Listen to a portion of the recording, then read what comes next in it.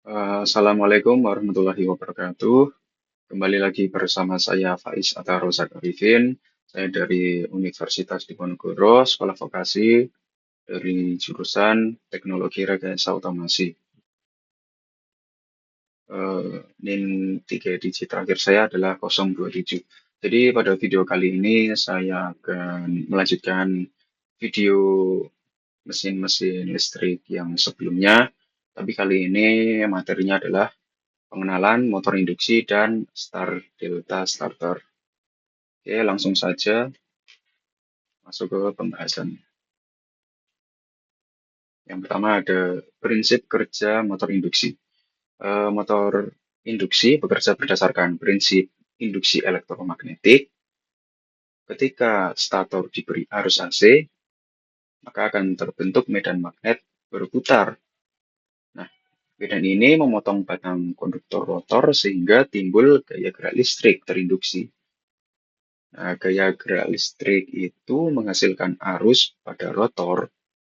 Nah, arus ini berinteraksi dengan medan magnet stator dan menghasilkan torsi yang membuat rotor berputar. Lalu ada sinkron speed atau NS, yaitu kecepatan medan magnet stator. Rotor itu selalu berputar lebih lambat dari si sinkron speed ini. Nah, selisih dari sinkron speed dan kecepatan rotor ini disebut dengan slip. Selanjutnya ada slip, yaitu perbedaan antara kecepatan sinkron dan kecepatan rotor, seperti yang sudah dijelaskan tadi. Lalu motor induksi umumnya bersifat induktif. Nah, yaitu faktor daya rendah saat tanpa beban. Maksudnya seperti itu.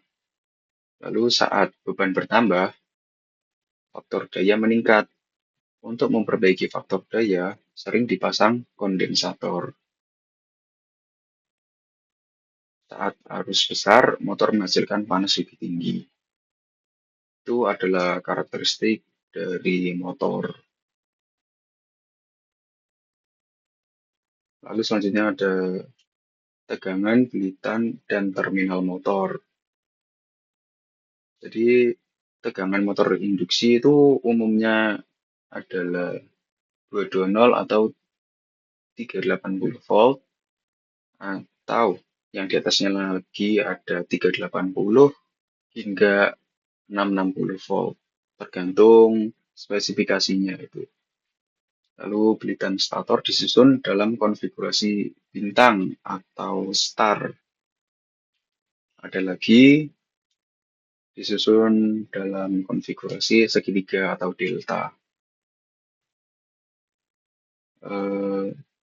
Terminal motor umumnya ada 6 terminal. U1, V1, W1, dan U2, V2, W2.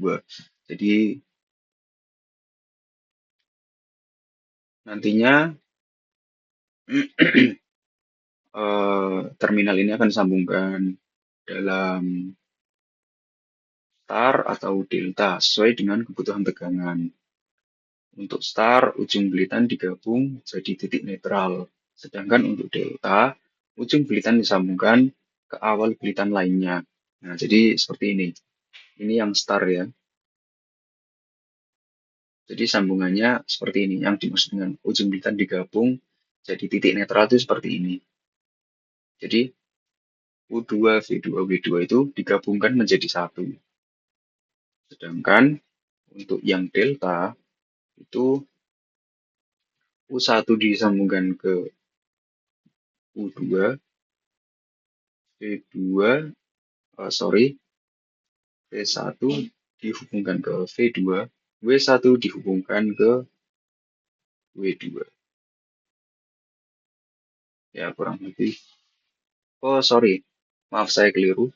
Jadi U1 dihubungkan ke W2, V1 dihubungkan ke U2, W1 dihubungkan ke V2. Jadi bentuknya akan seperti ini. segitiga yang ini seperti bintang. Oke, selanjutnya,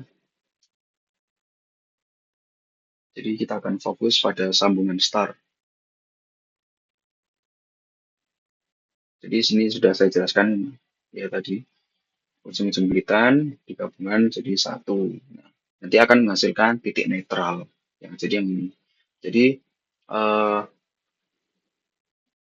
pada kalau teman-teman tahu pada listrik rumahan satu fase ada kabel netral. Nah, kabel netralnya itu dihasilkan dari sini. Jadi pertemuan dari tiga bilitan U2, V2, dan W2 ini akan menghasilkan netral. Biasanya tegangan yang diterima tiap bilitan lebih kecil dari tegangan lain. Jadi VPH bilitan ini kan lebih kecil dari tegangan lain. Jadi rumus persamaannya seperti ini. Contohnya, jika tegangan line 380, tegangan nanti akan menghasilkan tegangan fasanya 380 per akar 3 dan hasilnya adalah 220. Jadi itu adalah tegangan per line-nya seperti itu. Artinya harus start lebih kecil, tapi torsi juga mengecil sekitar sepertiga dari normal. Selanjutnya adalah sambungan delta. Ujung bilitan dihubungkan ke awal bilitan lainnya membentuk loop segitiga. Ini juga sudah saya jelaskan tadi. Jadi akan membentuk seperti ini. Lalu tegangan yang diterima tiap bilitan sama dengan tegangan lain. Nah, contohnya jika tegangan lain 380, maka tegangan fasenya juga 380. Motor bekerja dengan torsi penuh dan daya penuh. Jadi daya dari sambungan delta dan sambungan star itu berbeda ya. Sambungan delta itu dayanya lebih besar dibandingkan daya dari sambungan star. Jadi pada pabrik-pabrik seperti itu umumnya menggunakan sambungan delta ini untuk menggerakkan beban-beban yang berat seperti itu. Jadi mereka akan menggunakan sambungan delta. Tapi kalau tidak terlalu berat pada bagian beban, sambungan star saja sudah cukup. Karena ya karena ya seperti yang saya bilang tadi, berhubungan dengan bebannya. Selanjutnya adalah cara kerja dari star delta starter. Jadi posisi awalnya itu adalah motornya mati, kontak semua kontaktor itu off. Jadi motor belum terhubung ke sumber listrik. Nah, akhirnya start. Setelah tombol start ditekan, kontaktor utama dan kontaktor start akan aktif. Jadi setelah di start, yang pertama sambungan yang pertama kali nyala adalah start. Lalu motor terhubung ke sumber listrik dengan konfigurasi start. Setiap bilitan hanya mendapat tegangan sebesar V-line per 3.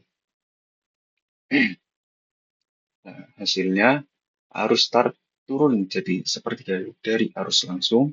Torsi awal juga hanya sepertiga dari torsi normal. Pada tahap ini, motor mulai berputar hingga mencapai kurang lebih 70 hingga 80% kecepatan nominal.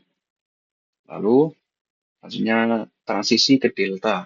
Setelah waktu tertentu diatur oleh timer, misal 5 hingga 10 detik, kontaktor start off. Setelah beberapa saat kontaktor delta on.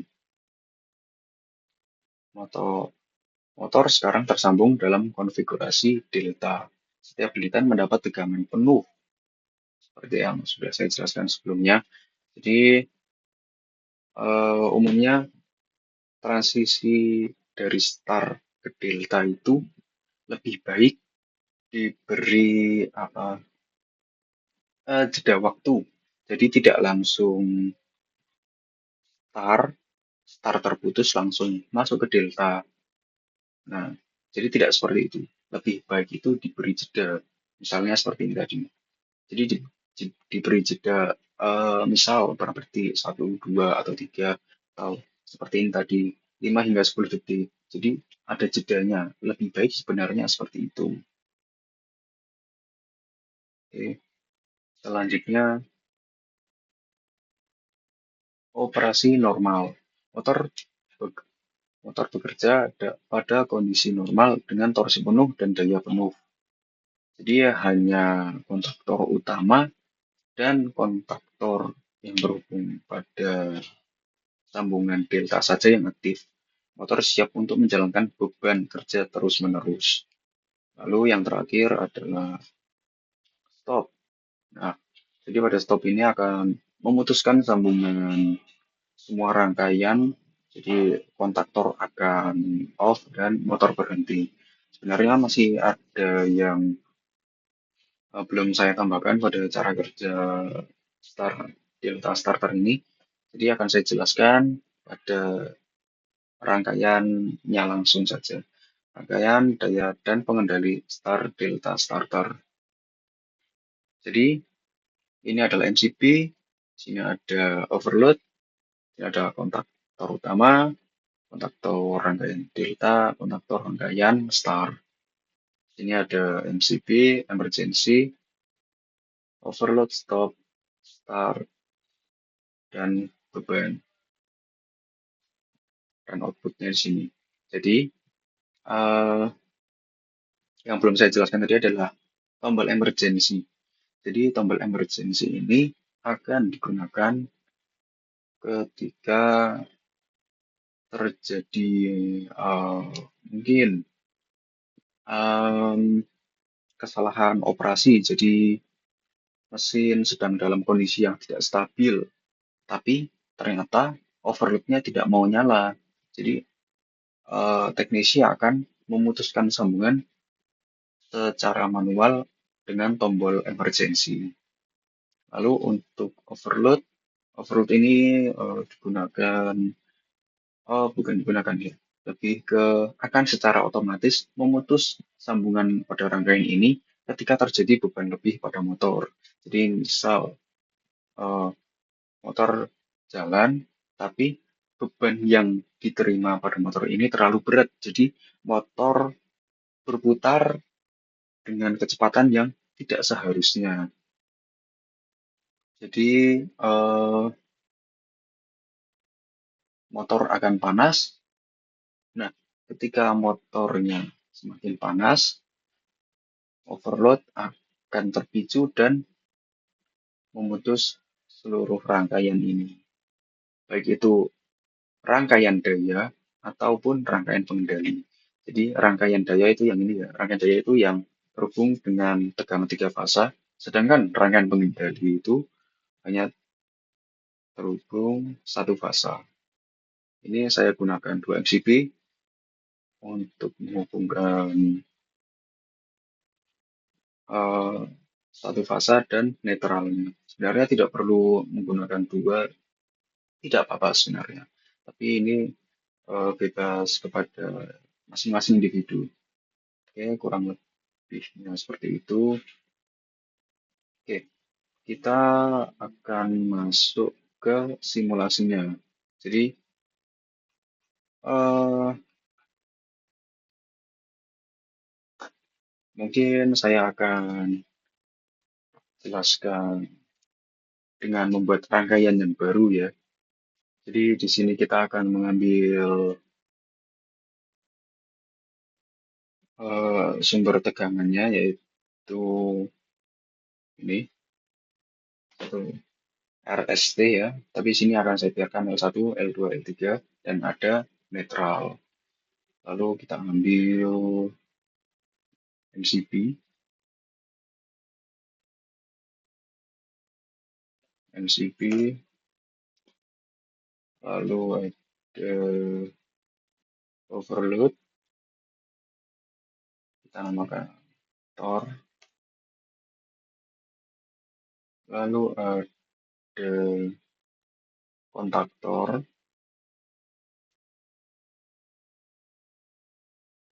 Nah, ini nanti untuk delta dan di sini untuk star. Oke, selanjutnya adalah motor tiga fasanya.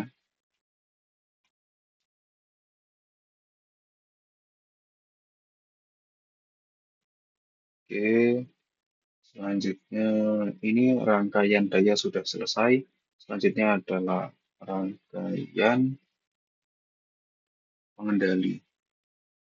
Kan saya di sini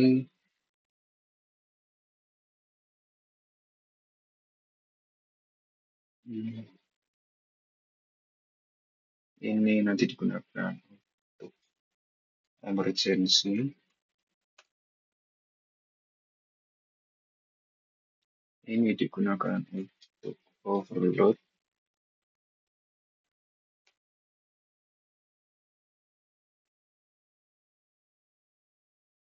Ini untuk tombol stop. Ini untuk tombol start.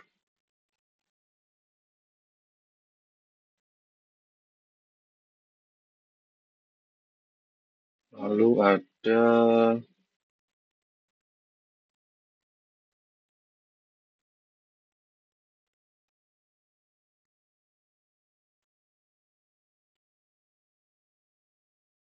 ini nanti gunakan untuk interlocknya ya. Jadi timer akan secara otomatis memindahkan rangkaian ke delta dari star ke delta. Saya ambil koilnya dulu. Yang ini untuk timer.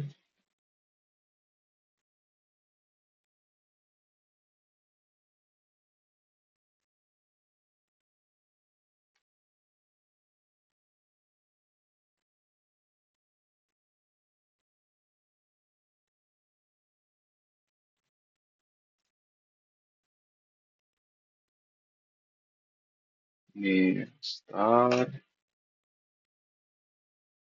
Ini stop. Ini nanti digunakan sebagai pengunci.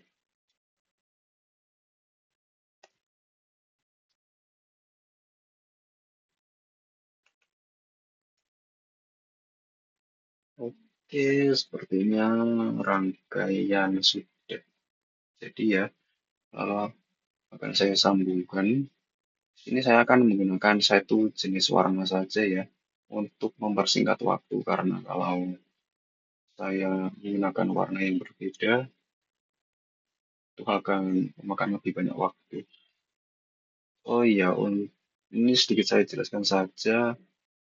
Untuk standar internasional itu yang saya tahu penggunaan kode warna pada sambungan itu adalah warna merah, kuning, dan hitam itu adalah em, itu untuk tegangan dari sumber tiga fase ya RST. Lalu untuk sorry ini keliru ya. Lalu untuk eh, tegangan satu fasanya itu adalah em, merah dan hitam. Yang hitam itu untuk netral. Dan untuk yang tiga fase, netralnya itu umumnya berwarna hitam. Jadi untuk yang ini saja kan saya tidak saya bedakan untuk kode warnanya, tapi tidak apa-apa ya, intinya sama. Semoga maksud saya bisa tersampaikan. Oke, ini sini.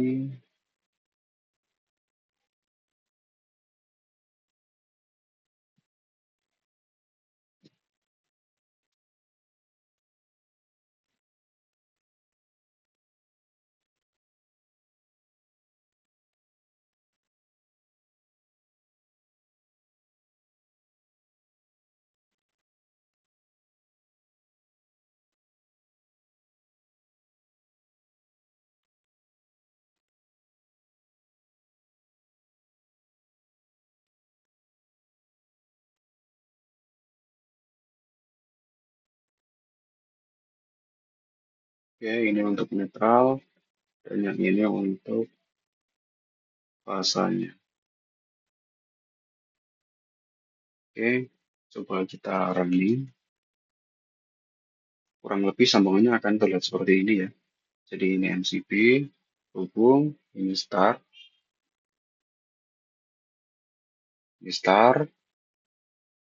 ini, oh maaf, mohon maaf. Di sini kodenya belum saya rubah untuk timernya. Nanti kenapa? Timer,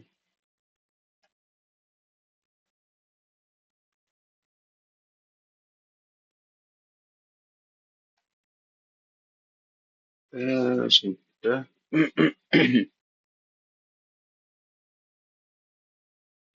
Ini, nah, jadi di sini tadi start terlebih dahulu, baru delta. Tapi di sini saya tidak memberi jeda pada transisi start dan delta karena akan memakan lebih banyak waktu. Di sini saya hanya em, memberi start itu untuk pergantian pada start ke deltanya, bukan memberi jeda sebelum deltanya menyala. Jadi mungkin pada lain waktu teman-teman bisa mencoba sendiri mendapatkan jeda untuk transisinya. Jadi sekarang kita lanjut. Ini untuk mematikan rangkaian, yaitu off. Kita nyalakan lagi. Kalau eh, ingin apa memutuskan secara manual menggunakan emergency seperti ini ya. Jadi akan terputus, jadi di sini tidak akan bisa menyala. Oke, ini kita nyalakan lagi. Lalu kalau terjadi beban lebih, ini offload-nya akan nyala, ini akan terputus dan tidak dapat dihubungkan lagi. Kurang lebihnya seperti itu pemaparan dari saya. Kurang lebihnya mohon maaf. Wassalamualaikum warahmatullahi wabarakatuh.